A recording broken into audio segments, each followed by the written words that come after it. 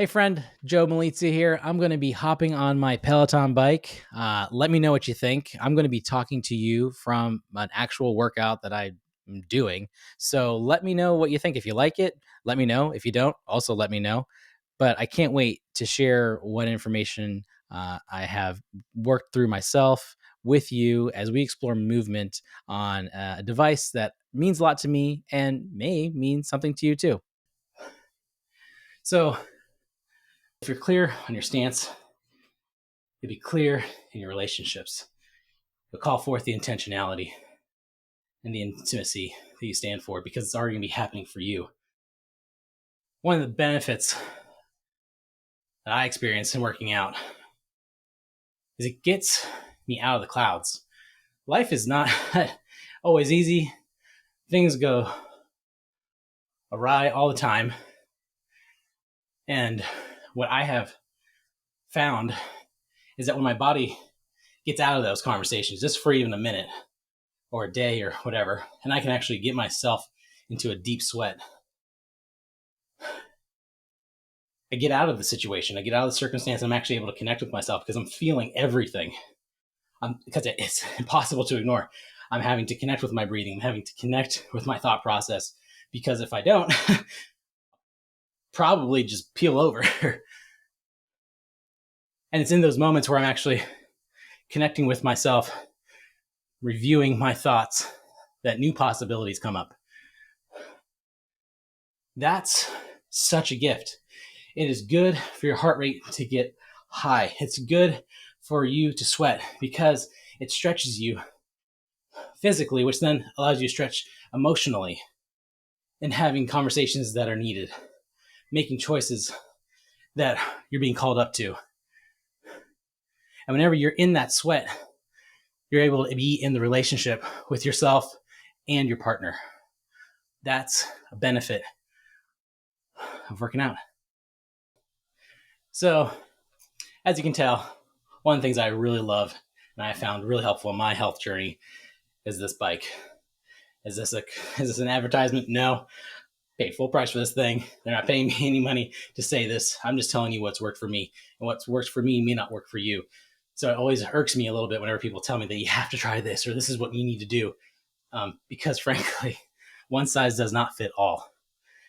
And really, there's an invitation that whenever you're actually clear on your commitment, then you're actually able to then call forth resources like a bike or maybe a personal trainer or a dietitian or a yoga class or whatever may be needed as a resource to you.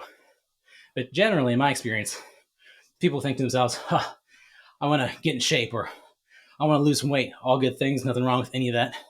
And they go buy this really expensive bike or this really expensive set of dumbbells or hire this really expensive coach.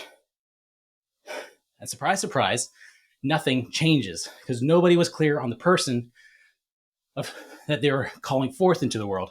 They weren't asking the who question first. And once you ask that who question, who am I? Who am I standing for? It may be a healthier you. It may be a more confident you. Those great things, awesome things. But don't think that this glorified bike with an iPad is going to save you because it won't. Now, it has absolutely blessed me. It has absolutely given me mindset shifts and training and opportunities to grow in my journey. But it came after the fact of me getting clear on I'm committed to living longer by living stronger.